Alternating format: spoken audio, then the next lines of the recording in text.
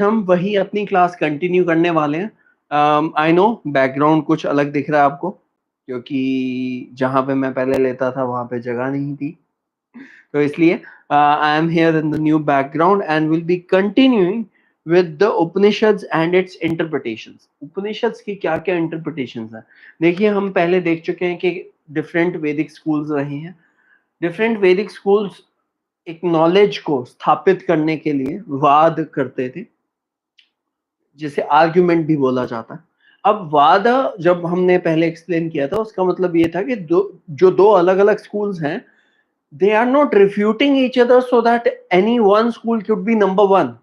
हमने कहीं पे भी ये नहीं पढ़ा कि कोई नंबर वन स्कूल था, नहीं। हमने ये पढ़ा है कि ये स्कूल इस थॉट फिलोसफी से बिलोंग करता है and the other school is belonging to the other thought philosophy, that's it. So this is another difference that is coming up between the Western education and the Indian education, where Western education is solely running towards the rankings, but they never ran towards the rankings. They ran towards the knowledge. That was the reason कि जब भी वो वाद करते थे, वो जल्पा नहीं करते थे। जल्पा मीन्स कि आप दूसरे को प्रूव रॉन्ग कर रहे हैं। यानी कि जब भी आजकल स्कूल्स teaching education में they are accusing each other for one thing or the other, that is jalpa, where you are talking about refuting the claim of the other school but just to make the other school go down. ये नहीं होता था।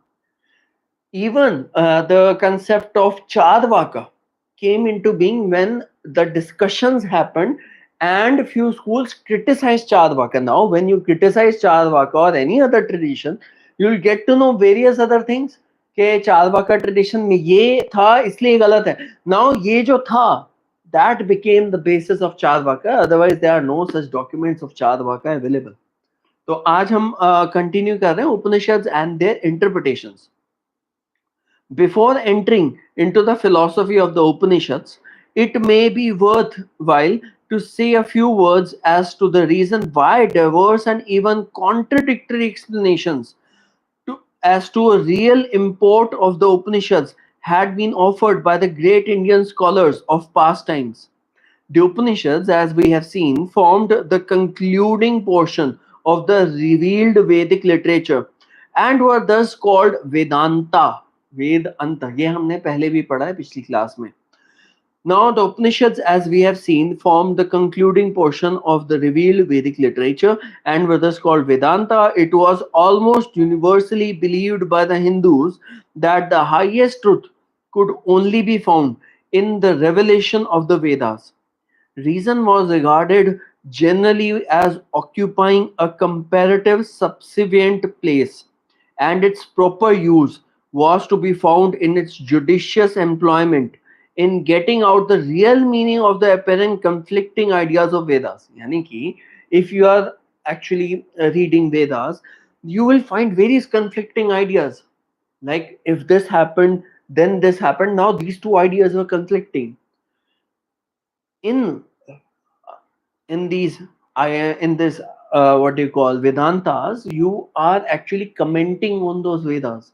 Now in these Vedas, that is the reason that you will find in what context that entire concept was talking about, someone was talking about. Jaise, if we talk about Puranas or Itihasas, we see a story and with the story we get the entire context of that.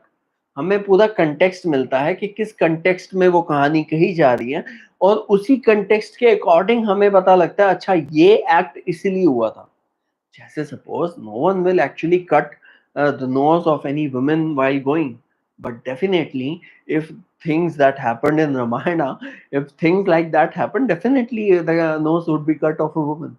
So the context and the culture and the time that was already there.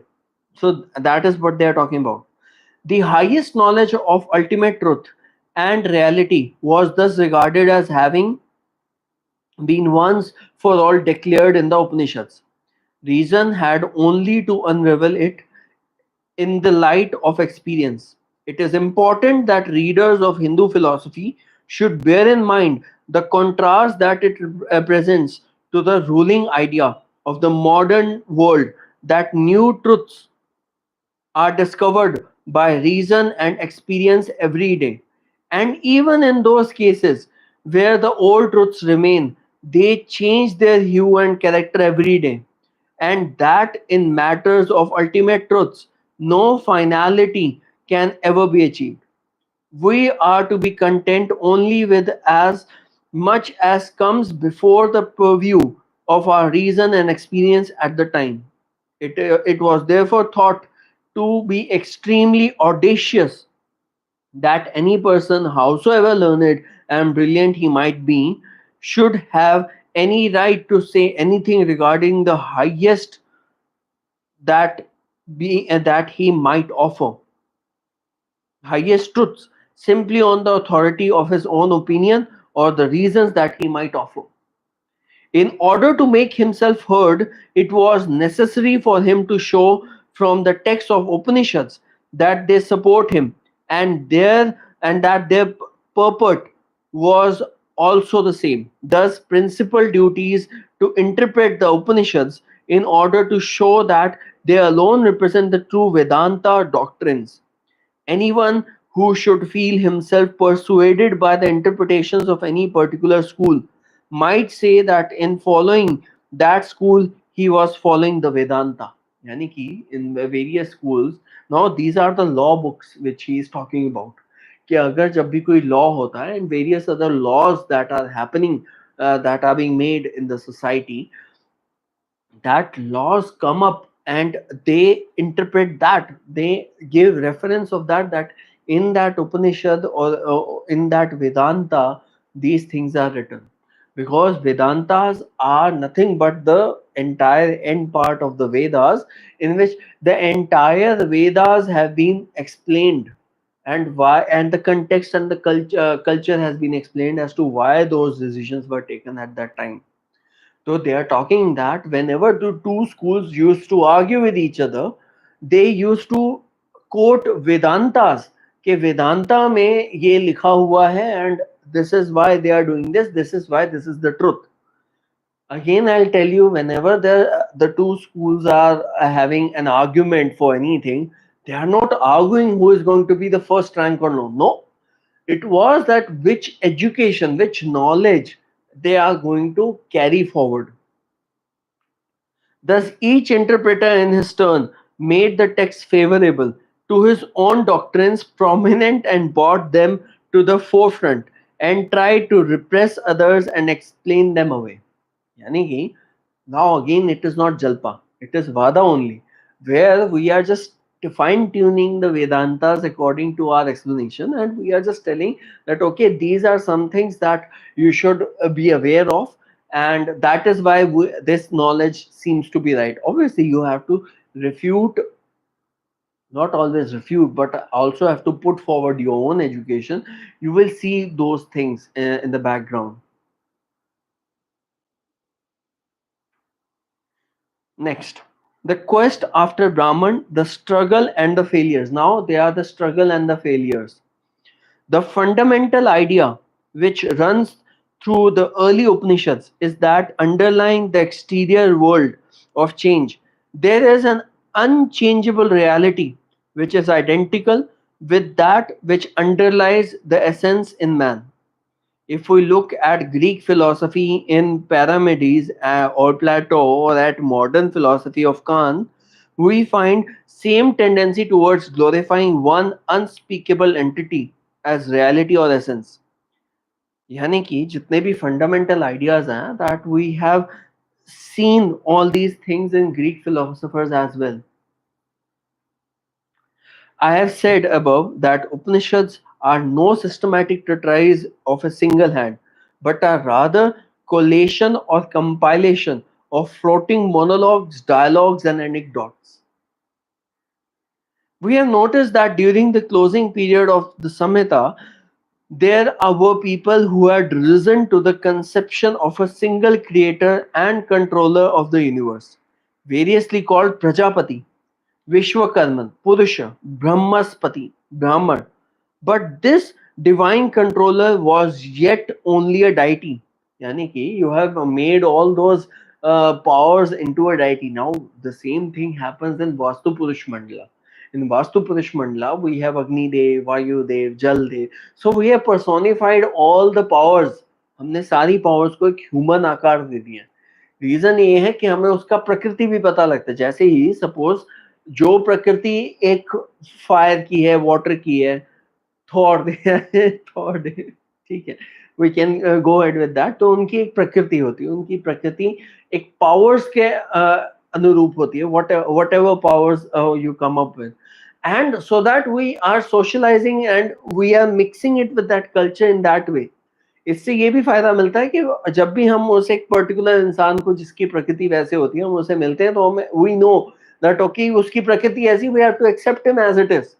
Otherwise, it would be difficult for us to actually work with that person. It happens in the office life as well. When we look merely to the quest, we find that we have not yet gone out of Aranyaka ideas. Yani ki Aranyaka ideas, again, in the previous lecture, I explained that Aranyakas, Upanishads, and various other things were actually developed simultaneously. That is why, if we are looking at the entire compiled corpus, we are seeing that few things of one another intermingled with within the subjects. That could only mean कि वो एक साथ लिखी गई थी and अलग अलग time frames पे लिखी गई थी. वो हम सिर्फ एक टाइम फ्रेम में पढ़ते हैं. तो आदरणीय आइडियाज एंड ऑफ सिंबॉलिक प्रतीक मतलब जो भी हम किसी चीज को प्रतीक बोलते हैं. Prana was regarded as the most essential function of life of man, and many anecdotes are related to show that it is superior to the other organs, such as eye or ear, and that on it all other function depends. This recognition of the superiority of prana brings us to the meditation on the prana as Brahma as leading to the most beneficial results. So also we find that owing to the presence. So as we find that owing to the presence of the exalting character of omnipresence and eternity, Akasha is meditated upon Brahma. See, the concept is that prana वायु जो हम प्राण वायु बोलते हैं, तभी हम meditation जो करते हैं, that meditation happens only with breathing. So we are concentrating only on breathing. That is what they are saying, that because of this we are actually explaining each and everything in a way कि हम उसे एक personify करें ताकि easy रहे याद करने में. एंड देन उसके बाद we are meditating on the prana. Because prana नहीं रहेगा, we won't be able to see और वर्क फंक्शन व्हाटसोएवर. सो प्राणा को एक हाईएस्ट पॉसिबिलिटी बताई गई है. Unknowability of Brahman and the negative method. It is indeed true that the magical element involved in the discharge of sacrificial duties lingered for a while in the symbolic worship of Brahman, in which he was conceived almost as a deity.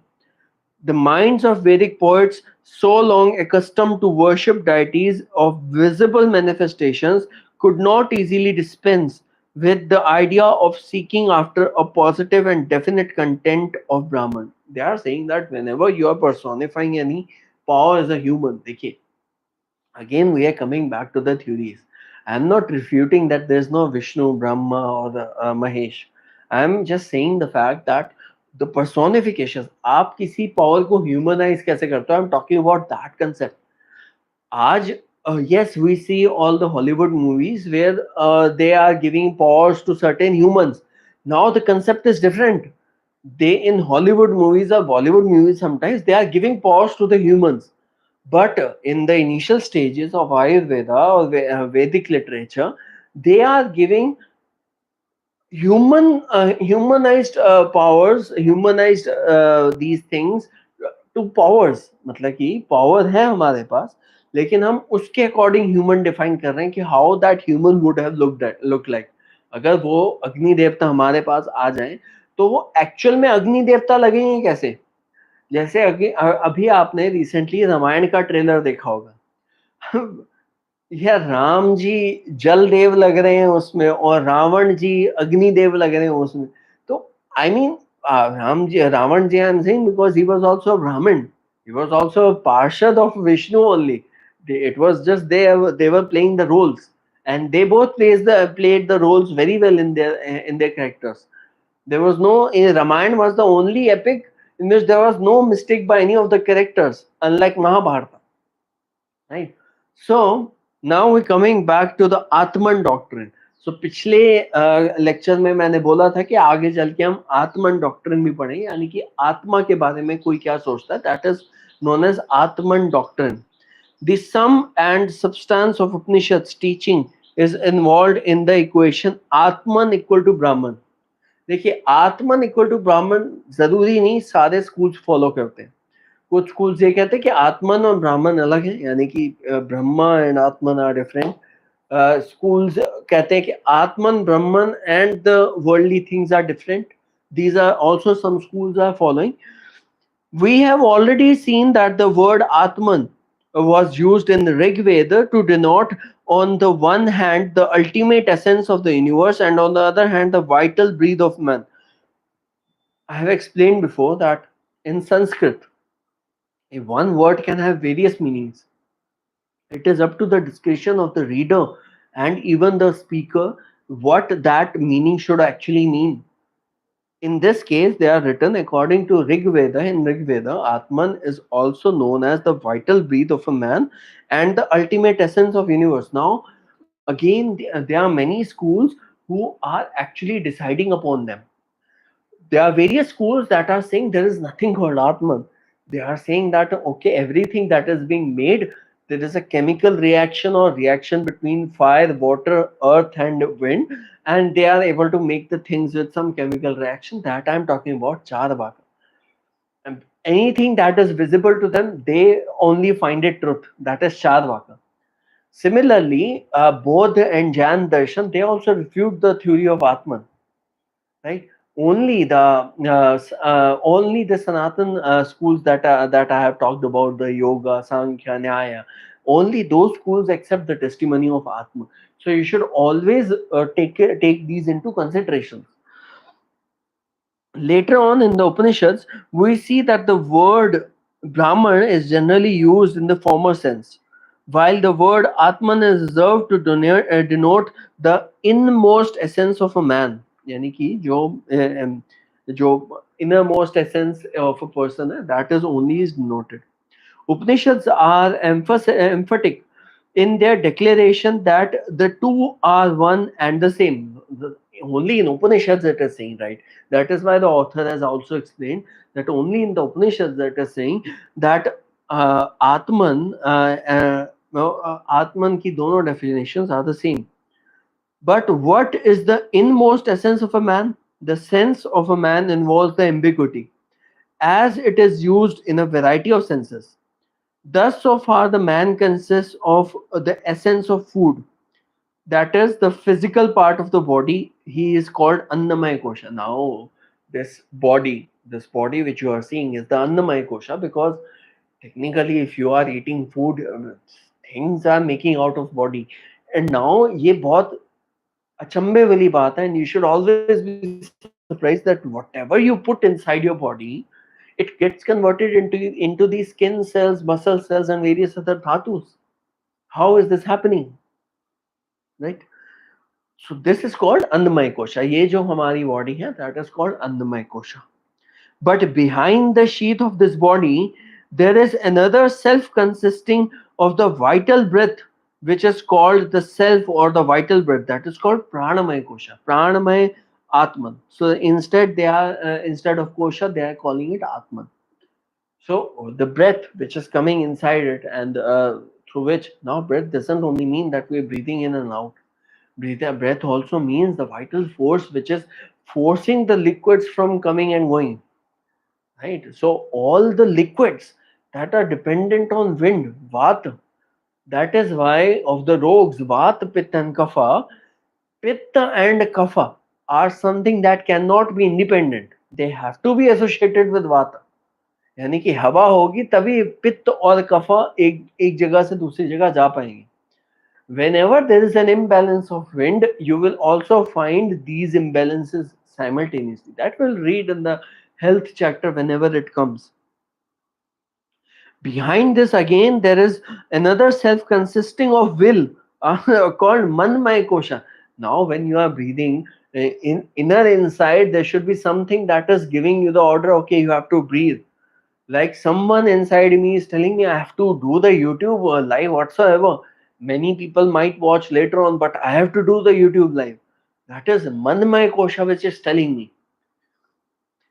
And this again contains within itself the consisting of consciousness, विज्ञानमय आत्मन, यानी कि अंदर consciousness है. The consciousness is driving me towards going live and taking a YouTube class. But behind it, we come to the final essence, the self or pure bliss, the Anandamaya Atman. Yani ki if I can realize that behind my consciousness there is some other thing that is pushing that, that is Anandamaya Kosha, where we are defining the true self. This is where we can even regularize our chakras. That is why it is said that whenever we have to leave our body, we get 45 seconds. It is written in a death book, Death by Sadhguru. If you get 45 seconds between you are about to die and you just end from your body to activate your chakras and get out of your body from this point. Otherwise, wherever the body, wherever the other point the soul exists, this is something that is painful and might give to other karmas in the next life. Right? The text says, truly he is the rupture for whoever gets to the rapture becomes blissful. Yani ki whosoever comes to that Anandamaya Kosha, it becomes blissful. Now there is a narration after that, that's pretty long. But let's go to place of Brahman in the Upanishads. Now where the Brahmans are placed in the Upanishads.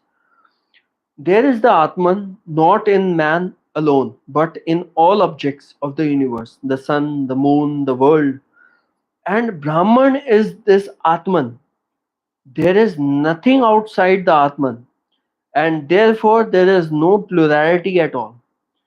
As for a lump of clay, all that is made of clay is known as from the ingot of black iron.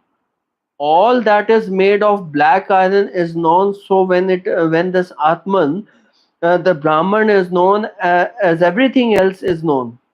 The essence of a man and the essence of the universe is one and the same, and it is Brahman. So they are comparing the essence of Atman and Brahman with what is called as iron, black iron, and clay. So obviously, when you make a pot of clay, definitely it has the essence in that. That is called Brahman and Atman. That is how these two are linked.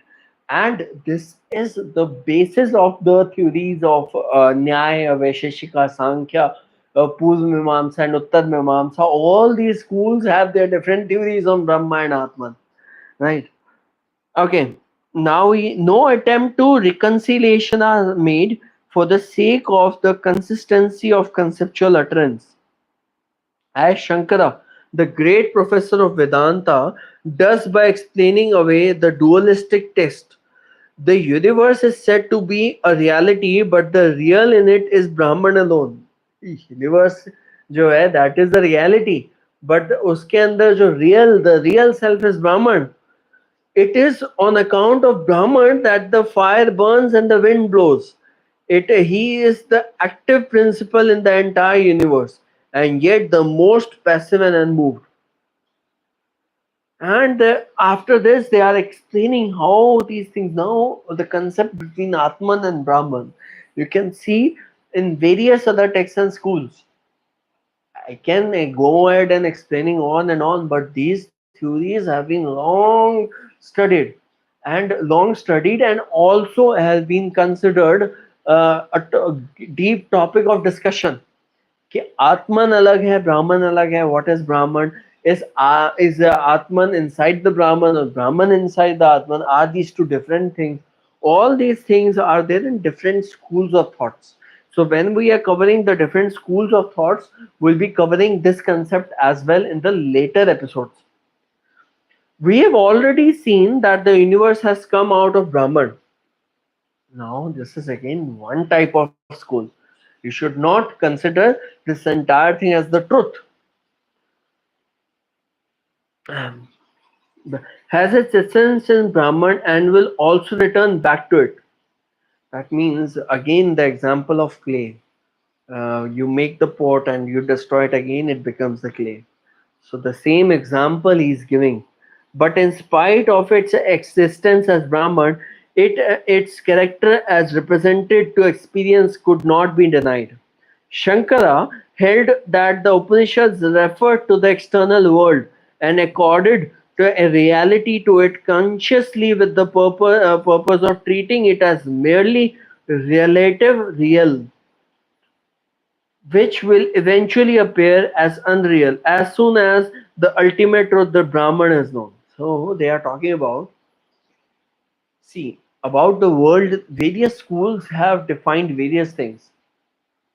Some schools say that world which is existing is actually non-existent in the long term. Things have the tendency to destroy or to change its appearance. Everything that you see is changing its appearance second by second. We don't realize that the age might be higher. Like for this plastic phone in which I'm recording, the age of its degradation would be low than any sweet or any food that is lying around. But everything degrades. So many schools have this idea that the world is actually self-depleting. It is never the truth.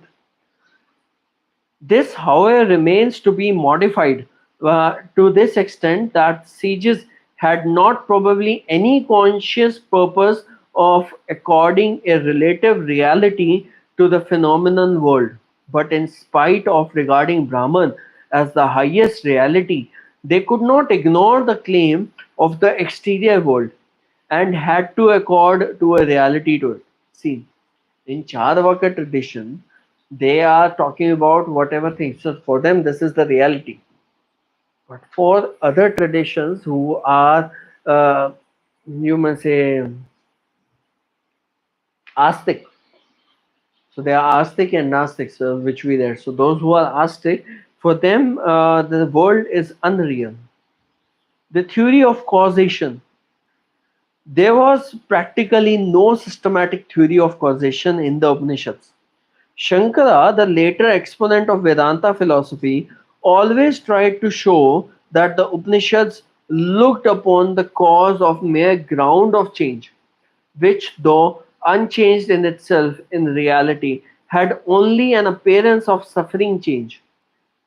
This he did on the strength of a series of examples in the Chandogya Upanishad, in which the material cause, that is the clay, spoken of as the only reality in all its transformation, as the pot, the jug, or the plate. The world is thus only an unsubstantial appearance, a mirage imposed upon Brahman, the real par excellence. So Brahman is considered the real par excellence. It is being imposed on Brahman. Okay, we feel that okay, this is real, but nothing is real. Everything has to change. Doctrine of transmigration. This is important. This is a concept. When the Vedic people witnessed the burning of dead body, they supposed that the eye of the man went to the sun, his breath to the wind, his speech to the fire, his limbs to different parts of the universe. Now, where are these theories coming from? You will see the theories rely similar on the power. Like जो हमारी आंखें हैं, आंखों में अग्नि होती है, आंखों की रोशनी होती है, तो they believe that after we die, these things go back to the respective energies. Now you could relate the same thing to the energies and their personification to the humans. In the Upanishads, however, we find a clear development in the direction of transmigration in two distinct stages. In the one, the Vedic idea of the recompense in the other world is combined with the doctrine of transmigration. Whereas in the other, the doctrine of transmigration comes in the forefront and suppression of the idea of the recompensate in the world other. There are two theories. One thing is that many people would have said that, okay, this is the last birth that we are getting. We won't be getting any other birth. It is only in this birth that we have to do our stuff really well and then we go, right? But many say that if we are doing any bad things, these things will have to be compensated only if not in this birth, then the next birth, right? So this is the concept of transmigration that is being told. And there are also theories that how these birth and death cycles can also be conversed. Many say karma yoga, as we have heard in the previous lectures. There is karma yoga, gyan yoga. So all these yogas that we are doing in the yoga philosophy, they are the ways in which we can actually stop this entire transmigration and get out of the birth and cycle race. The other line of thought is the direct reference of the doctrine of transmigration, make unmixed with the idea of reaping the fruits of his deeds karma by passing through the other worlds, and without a reference to the doctrine of the way, the fathers and gods, the yanas. The Yajnavalkya says, when the soul becomes weak, apparent weakness owing to the weakness of the body, uh, with which it is associated, and falls into the swoon as it were, these senses go towards it. Yani ki, they are also saying that body should be powerful to hold that soul. Okay, it is not always only the meditation that can give you a beautiful soul. It should always, the body should be strong enough to give you the beautiful soul, and it should be made clear that regular exercise and workout. That is why with the pranayama, it is only meditate, not only meditation and just breathing. It is also accompanied with the workout, because it is only the strong body that can hold the spirit within. Otherwise, if the body becomes weak, you might invite other spirits as well. It has happened to my colleague, a few friends as well, but that's a point for other discussion. अभी हम चलते हैं. It is interesting to note in the connection or that consistently with the idea that desires karma led to rebirth. We find that in some Upanishads, the discharge of the semen in the womb of a woman as a result of desires is considered to be considered as the first birth of the man, and the birth of the son is the second birth, and the birth elsewhere after that is regarded as the third birth. Meaning ki, coming out of the semen, see the technology there, the coming out of the semen is the first, coming out of the womb is second, and after dying it's the third birth. That it is said, it is in man that there comes first the embryo, which is but the semen which is produced as the essence of all parts of his body, and which holds itself within itself, and when it is put in the woman, this that is his first birth. तो अब आप जब पत्रियां बनवाने जाएं तो कौन सी पत्रियां बनवाओगे?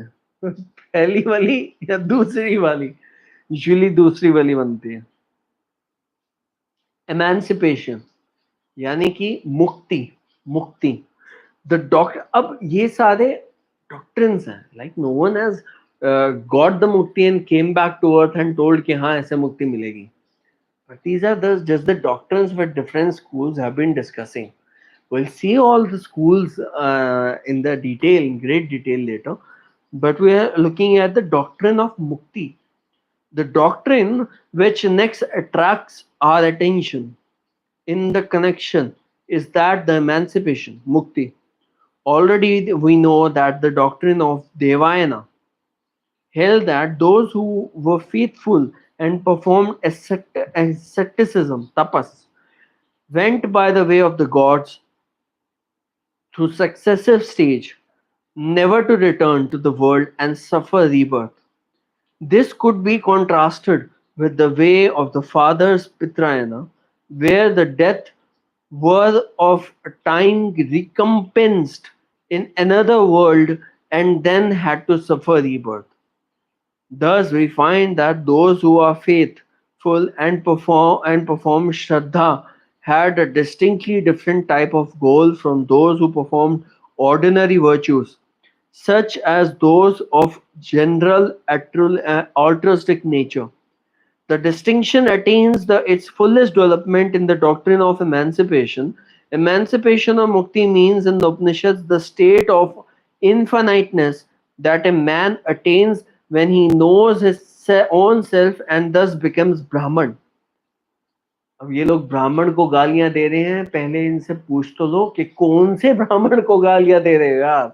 I'm talking about the political fight which is happening in UP and Bihar. The Yadavas and Brahmins are fighting for some of the odd reasons. Emancipation or mukti means in the Upanishads the state of infiniteness that a man attains when he knows his own self and thus becomes Brahman. The ceaseless course of transmigration is only for those who are ignorant. The wise man, however, who are divested himself of all passions and knows himself to be Brahman, at once becomes Brahman, and no bondage of any kind can ever affect him.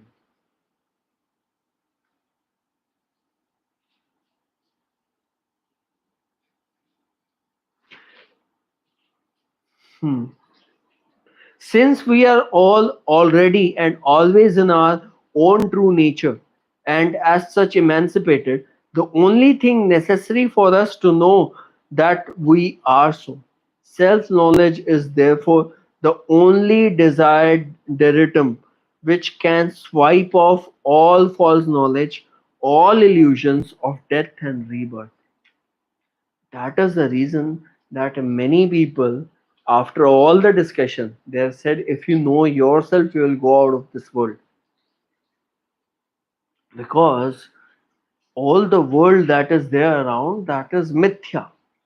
And when we are talking about mithya, that thing is ever changing. What will you do after knowing all those things?